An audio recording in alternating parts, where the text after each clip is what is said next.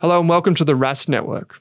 What you're about to hear and see is limited to general financial information only. Please be sure to speak to your financial planner or refer to our financial services guide available at rask.com.au/FSG before acting on the information. Hey, Kate Campbell, how are you going? I am doing very well, Owen, and excited to talk about savings accounts today. Yeah, we've got 5 high-interest savings accounts for folks, and we will talk about a few other things as we go through, maybe bring in the idea of an offset account, talk about what's not a term deposit, even though it may be marketed as one, and so on and so forth. But the good news is for folks, Kate, that people can get good interest on their savings account right now. Yeah, and I think that's why it's so important to stay on the ball with your finances, especially in this regard. You might have set up your investment strategy, but interest rates for banks when it comes to term deposits and savings accounts and mortgage interest rates keep changing. So it's quite dynamic, and that's why we want to talk about some of the rates you can be getting, just to put those numbers in your head, because next time you go and have a look at your savings account and go, hey, I'm only getting a 2% interest rate per annum on my savings account, or I didn't even hit my hurdle requirements, because as we'll discuss, a lot of savings accounts, to get the good interest rate, you have to put in maybe $500 a month. And maybe you're not hitting that and you thought you were. So it might be time to revisit that. So we'll put some of these numbers in the back of your head. So next time you look at your bank account, you can sort of sense check it and make sure you're getting a really good deal for your money. Yeah, if you listen to this episode and you think, oh, I should probably check where I've got my cash, go and have a look. So a quick note is that for people with a mortgage, you should speak to your mortgage broker about making sure you have an offset account. Both Kate and I have them. For me personally, that's where my emergency fund goes. And it's a requirement, like I'm going through the Flint mortgage broking process again to refinance, and it's a requirement that we always have an offset account. So that's kind of like first base. But we're talking about savings accounts, term deposits, those types of things generally. Another thing which we will allude to, but I just wanted to call it out now, is there's a difference between like government regulated savings accounts, and we'll talk about that in a minute, and everything else. Literally everything else is different. One particular note, if you've got a lot of your cash stuck in a brokerage account or like one of those linked investing account bank accounts, chances are there's a very, very strong chance you are not getting anywhere near the amount of interest that Kate and I are going to talk about. So you might have to kind of dig through a bunch of different documents, PDFs, links, whatever. But most of the time, you will find that your brokerage platform does not pay you anywhere near the amount of interest we're going to talk about. So and the trap there is that it's often part of their business model, that they know they've got people with $10,000 that they haven't invested yet because they're still trying to figure out what ETF or share they're going to buy. And the broker gets to collect all of that interest. So where you can, make sure you are getting interest and not leaving it in non-interest paying accounts. Well, it's also the same for financial advisors. If you go see a financial advisor and they use one of those really complicated platforms like Hub or NetWealth, you've probably seen that name around if you've seen an advisor before. Even the advisors, and when they put you in investments and there's cash just sitting there, that doesn't earn any interest, or there are fees, which is bizarre to think in this day and age. So the key thing, probably the number one tip, is just check. But we've got a bunch of other tips to get you started before we start naming these savings accounts, Kate. Something that is really good to keep in mind when you're looking at savings accounts, because if you just start Googling top savings accounts in Australia, which is what a lot of people do to find a good rate, there's a lot of honeymoon offers you'll see. And so if you see the sponsored Google ads, they'll be popping up with a really great rate. But once you click on and have a look, you'll see that it's only for 6 months or only for 3 months or only for brand new customers who open a savings account. So you've always got to check those terms and conditions. The ones we mention later on are not honeymoon rates. So there may be better rates out there than the ones we mentioned today, but I haven't mentioned the ones where it's only for 60 days because most of us don't want to keep hopping around multiple times in a year to set up a different savings account. So I've left them out, but sometimes there are honeymoon rates. Just have a look at the terms and conditions there. You know, one of the things that we always discover when we do these every few months is it's always the same banks that tend to rise to the top. And that's not because we're cherry picking. It's just literally because they're almost always, they might not be number one, but they might go from number one to number three to number two. And so that's, I believe, like I'm one of those people that like when you rock up to the bank, even if it's just online, you kind of want the similar experience and the trust in knowing that, hey, you're not going to really take me for a ride. You kind of do this thing and you do it really well, and I can trust that you're going to keep doing that. Because like you just said, I don't want to change bank accounts and set up a new bank account and do all the ID stuff. Like, I don't even want to do that once a year, to be honest with you. So for me, yes, I'm willing to get a better rate, but at the same time, if I can find a good bank that's consistent through time, that's really important to me.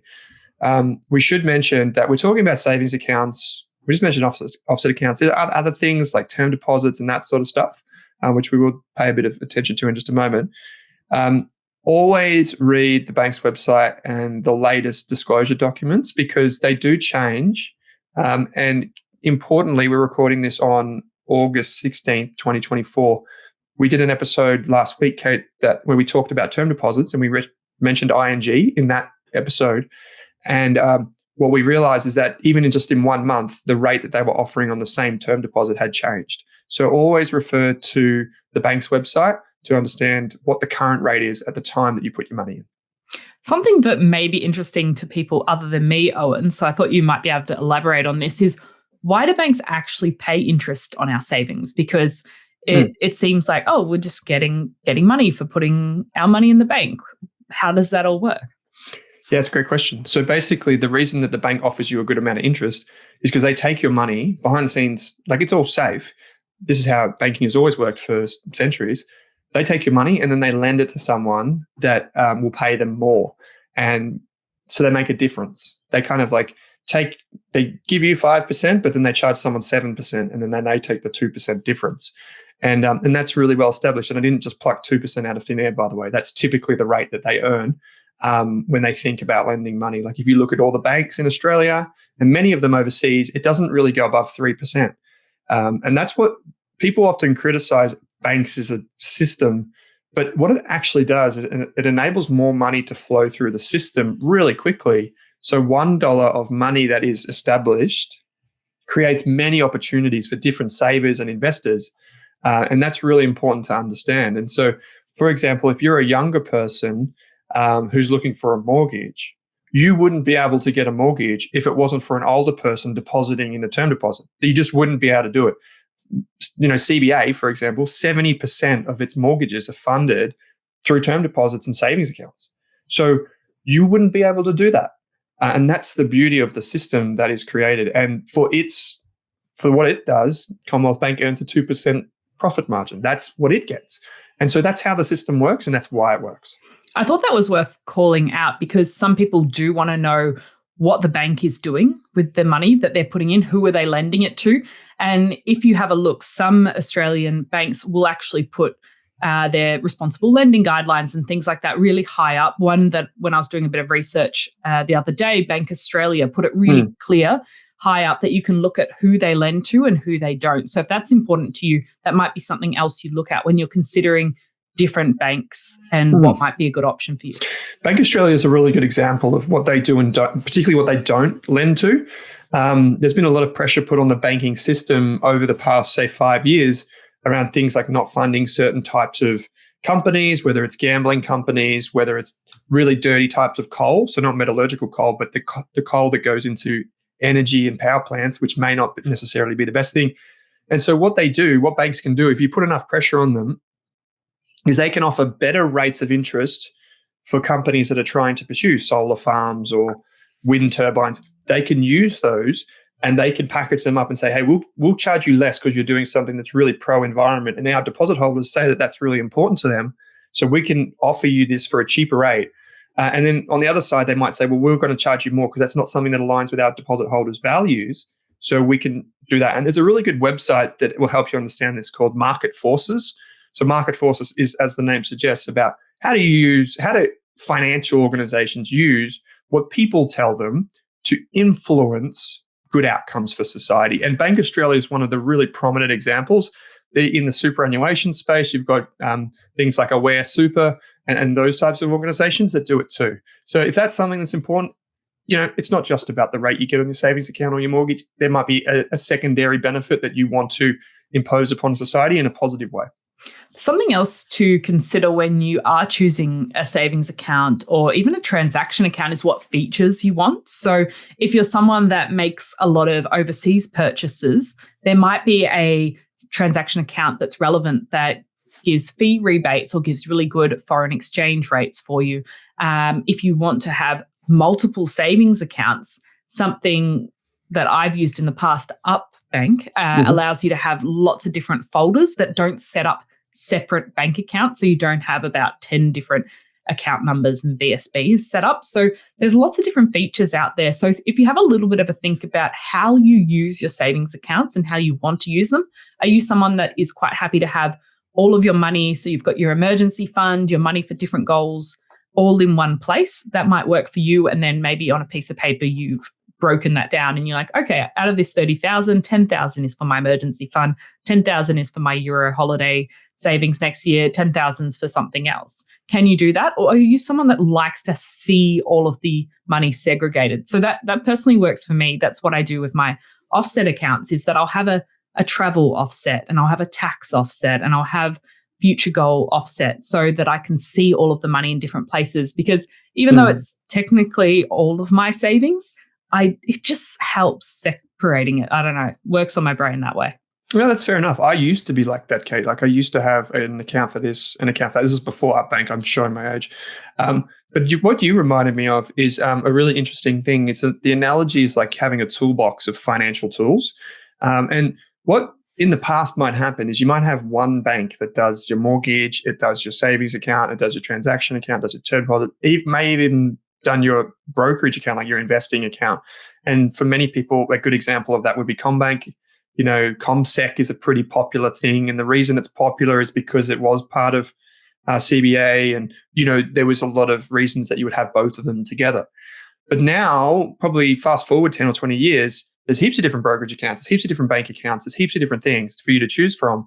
And I'm of the opinion that you should have a toolbox that has the best tools for each thing. It's like if you were, I don't know, servicing your car. Not that I know you don't have a car, Kate, but if you were servicing a car, you'd want to make sure that you don't just have a hammer, right? You would. You need a hammer to service your car? That's what I mean. Like you probably wouldn't. It probably wouldn't work. So you'd want to have. I do have a hammer, but yeah I it's wouldn't use it on a car.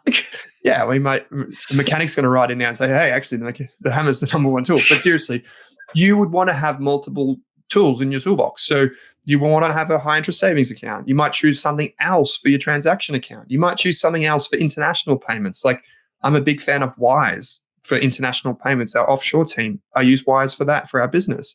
I use NAB for my business banking, but ING for my transaction accounts. You know, so there's a bunch of different things that you can use and you can put in your toolbox. My advice to most people would just be simple is elegant, in that you don't want to spend too much time, at least in my opinion. You might be this type of person, but make something that you can wake up tomorrow and you don't need to adjust, because otherwise you might get to the point where you feel like, oh, it's just another thing I've got to do today. You know, it's another thing I've got to check, because otherwise my banking system's going to be out of whack. You know, simple is beautiful. And probably something else to note, if you do have a larger amount of money because potentially you've sold a property and you haven't decided what you're doing next, or you're saving up for a larger property deposit, something like that. If you have a larger amount of money, some of the interest rates that we read out or you find online might be only up to 50,000 or 100,000, and then it drops back a little bit. So that's something else to keep in mind if you are dealing with a larger sum of money. Absolutely. Now, Kate, without further ado, we should probably get into these banks. As we said, we are recording this on the 16th of August, 2024. We will put links in the show notes to these things, but just check if you do go and explore them. Like if you hear us talk about one, you think, oh, I might just go have a look at that. Just check. And we don't have any affiliations with any banks, period. So there's nothing, like it's just is what it is. And if you do want to, there's some resources that you can explore in the show notes. There are some special ones here. We do want, maybe we'll do the warning after the fact. So we'll get into the names of the bank accounts and what they offer. And then just please stick around for the last little couple of minutes, because we just want to take you through a quick warning when you're dealing with banks and other things that you might see in Google. So, Kate, let's start at the top. ME Bank offering 5.55% per annum. Yes. So they have a few criteria though. So you've got to deposit $2,000 per month in their Spend Me Everyday account. So for example, your salary could be going through that account. And then you have it attached with a Home Me So it doesn't have to be for saving for a home, but I think that's what they're trying to target with their advertising. A Home Me savings account balance must grow each month. So 5.55% per year on ME Bank. I don't know if you've ever seen the ME Bank ads at like the cinema or something. Yes. That's probably where they do most of their heavy Jumping lifting. around. Yeah. They so they used to be owned by industry super funds. So Australian Super, Rest, all those big super funds used to own ME Bank. They don't anymore, but that was always a really interesting and peculiar thing. It made sense. The next bank in line is actually owned by NAB, but it goes by a different name. It's called UBank, and it's offering 5.5%. Yes, and you've just got to deposit $500 per month. Pretty easy. That's pretty, as in if your salary goes in, that's pretty good. That's really good. Imagine 2 years ago getting 5.5%. You'd be like, what is this? Is this a scam? 5.5 sounds pretty good right now. Yeah, it does. Number 3 is the bank that I bank with. No affiliation. It's not a recommendation. It's just, I'll call it out. ING at 5.5% as well, but there are quite a few more strings attached to this one. Yes. So you have to deposit $1,000 per month from any external source. You've got to make 5 settle eligible card purchases per month. So you've got to also be using their transaction account for things. And you have to grow your savings balance, excluding interest. So there's a few different things. When I signed on the dotted line, the digital dotted line to join ING, and I still like ING, I still use it. But there was nowhere near that amount of asterisks and little things. Like it was like, yeah, you sure you're going to put some money in, and that's about it. You got to link the bank, but like 5 settled. I haven't seen settled in there. Eligible card purchases. It's got to exclude interest, like the balance going up. So really, what they're saying is, we're going to offer you a great package, but you need to do everything with us. Basically, is what I'm saying. I would say the reason I don't use ING a lot anymore is because it doesn't give you any features like transaction categorization tools, setting savings goals, all that kind of thing that a lot of the banks are trying to add, and some of the newer platforms as well, which make your life a lot easier. So I think ING hasn't innovated. They've still got a good rate, but they haven't been very innovative with their product. Well, you know that we recently partnered with PocketSmith. So I import all my transactions into PocketSmith, and it does it amazingly. Like, you don't have to use PocketSmith. There's obviously different options out there, but that's basically my workaround there. And obviously, because I have so many banks, what I've realized is that if I just put my ING into PocketSmith, it's not going to show it. Like, I have to put in other bank accounts. Like we have our loan with Bank of Melbourne. And so that's the beauty of having a third-party tool to bring it all together. But I totally take your point. They haven't really come along. Yeah. It's just surprising for ING, considering how tech-focused they are. And I'd also be mindful of the account balance, the savings having to grow each month. If you're having challenges with cost of living right now, and maybe some months you can't save any money, that's something to be mindful that maybe you might not be able to meet the criteria every month. And suddenly if you don't meet the criteria, the interest rate drops substantially. It's not just a little bit, it drops off a cliff. So that's probably something to keep in mind, that sometimes you might not get the best interest rate because of you choose a bank that doesn't have as much criteria, but it might be more sustainable over a 12-month period. Yeah. I just like the old flat rate. I mean, you could just get the ING term deposit is 5.05%. So if you did have 12 months worth of deposit, I'd probably just go with one of those to be safe, or go with a term deposit from one of the other banks, or your offset account if you have a mortgage. Number 4 is Rabobank. Rabobank's almost always at the top. Yeah, 5.45% per annum, and just have to grow the balance by $200 per month. Pretty good. AMP is not a name that we normally see in the top list. So this is really interesting. 5.4%. And all you've got to do is deposit $1,000 a month. Yeah, probably trying to find some new customers on. Yeah. The thing is, when we say deposit, we don't mean like you have to just save $1,000. We're saying you just put your salary in there, or you have it as a big bucket and then whatever. Like, that's what we're saying. So if you think like $1,000 deposit, I don't have $1,000 of savings. Yeah. We're not saying that. We're saying just your salary goes in there, basically. Yeah, they're trying to get you to use it as your regular bank. Yeah. Finally, on the list, and it's the name that you mentioned before, I think this is the second time since we've been doing this over the years, maybe the first time, Bank of Australia has appeared in the top list. Bank of Australia, 5.25%, so really respectable. So deposit $100 a month and make no withdrawals. So that's a little bit trickier.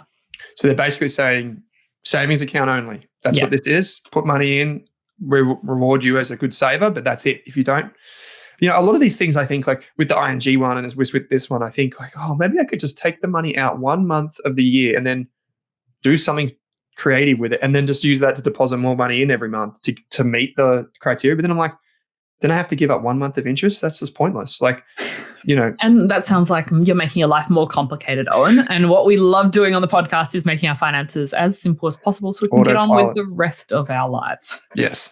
Final call out is for younger savers, Kate. BOQ, Bank of Queensland, the Future Saver account. They're pretty well known for this, and as well as some other creative savings accounts. What is this one?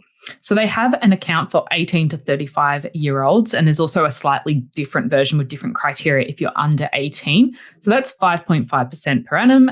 Deposit $1,000 each month and make 5 direct debit settled card transactions. Okay. That's pretty good.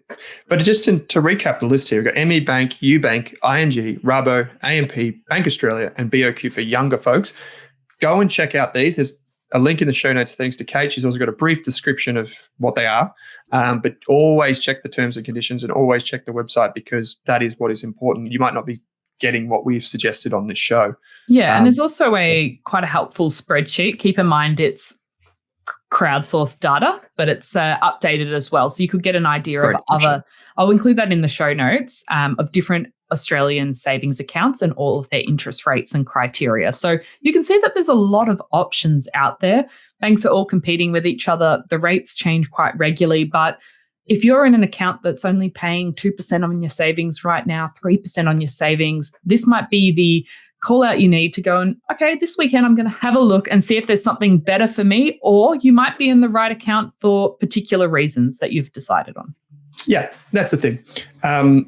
What we're trying to advocate for is just pick a good bank, be comfortable with it, and go from there. Now, I did mention that there would be a warning towards the end of this show.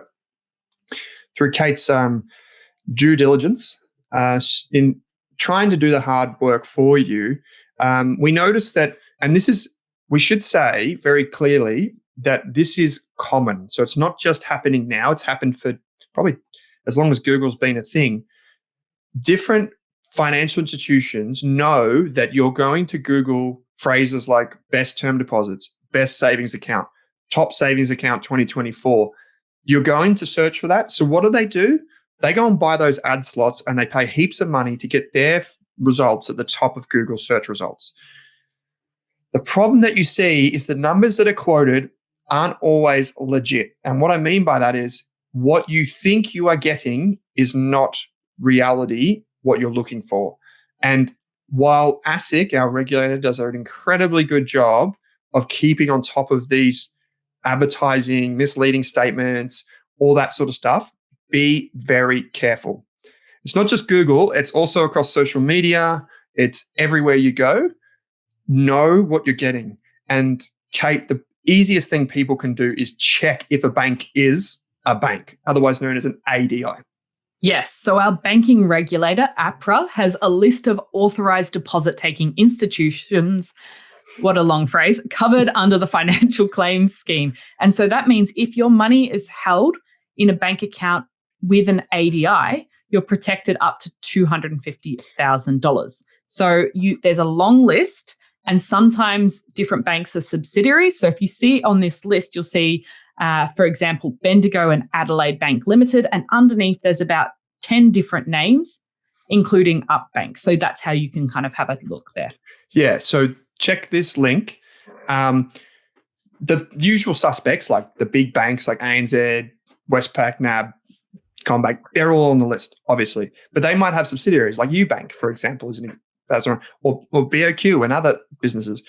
Check that, because one of the things that we noticed is when we just Googled best term deposits, the first one was Rabobank. So they've paid for like the most, obviously, to the Google overlords to get the number one spot. But the second one comes from Moomoo.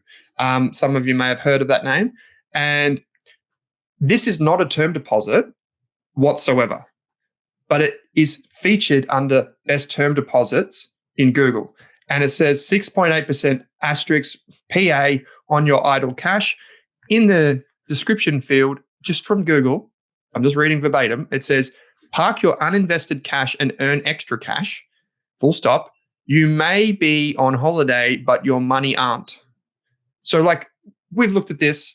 This is not a term deposit in the conventional sense. And you have to scroll to the very bottom in the terms and conditions to see that Moomoo is not a bank and the Cash Plus program is not a bank account. So that's why it can be a little bit unclear, because you're Googling, you're looking for term deposits, you see a rate that, 6.8%, maybe that's reasonable. I don't know. I'm new to this. You click onto it and maybe you don't scroll down to the very bottom and you don't realize it's not a bank account. It's not a term deposit when that's actually what you're looking for. Yes. And there are strict rules about this, and we're not necessarily just shaming Moomoo on this, although it's English, maybe there could be a little bit more correct. But what we're saying is don't be fooled just by the advertising. And the key thing, it's like choosing a brokerage account just as the lowest fee. That's risky, in my opinion. Do not do that. Do not pick the brokerage account that has the lowest brokerage fee. Please do not do that. In the same way, do not pick the thing on Google that has the highest percentage, because the reality is, and you know this, Kate, and I hope everyone listening to this knows this, is that if the rate is above what all the major banks are offering, we just heard it's like 5 to 5.5% with all those asterisks, anything above that means you are taking risk, or the institution that you're trusting is taking risk.